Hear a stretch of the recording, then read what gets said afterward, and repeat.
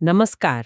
આજે આપણે અમદાવાદમાં જે તાજેતરમાં એર ઇન્ડિયા ફ્લાઇટ 171ની દુર્ઘટના બની હમ તેના વિશે જે જુદા જુદા સમાચાર સ્ત્રોતોમાંથી માહિતી મળી છે તેના પર આપણે નજર કરીશું. હા નમસ્કાર.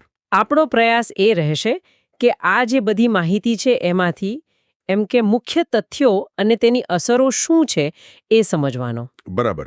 તો શરૂઆત કરીએ. હમ. આ ઘટના છે 12 જૂન 2025ની. અમદાવાદથી લંડન જતી ફ્લાઇટ હતી.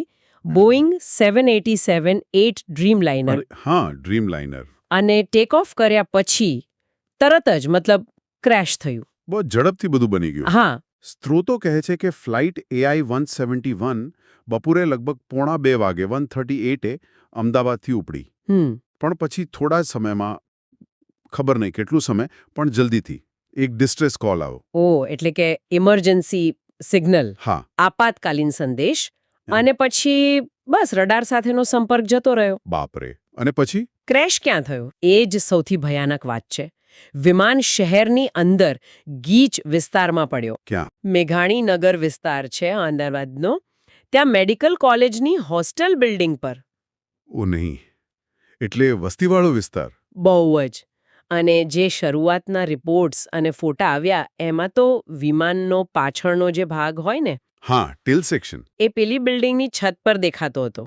અને નીચે ભયંકર આગ, ધુમાડાના ગોટે ગોટા. ખરેખર દ્રશ્યો બહુ ભયાવહ હતા. અંદાજ લગાવી શકાય છે. અને જાનહાનિ? વિમાનમાં કેટલા લોકો હતા? વિમાનમાં કુલ 242 લોકો હતા. એમાં 230 મુસાફરો અને 12 ક્રૂ મેમ્બર્સ. 242.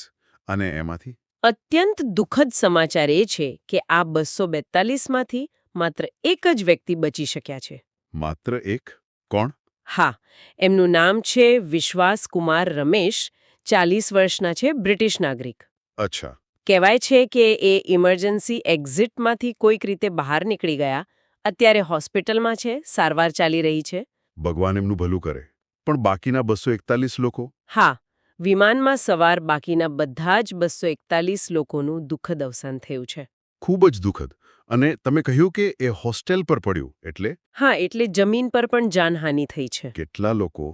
ઓછામાં ઓછા 38 લોકો જેઓ હોસ્ટેલમાં કે આસપાસના વિસ્તારમાં હતા એમના પણ મૃત્યુ થયા છે. બાપરે, આ તો ખરેખર બહુ મોટી માનવીય ટ્રેજેડી કહેવાય. બિલકુલ. કુલ મળીને 279 લોકોના જીવ ગયા આ દુર્ઘટનામાં. અને મૃતકોમાં કયા કયા દેશના નાગરિકો હતા? એમાં સૌથી વધુ તો ભારતીય જ હતા, 100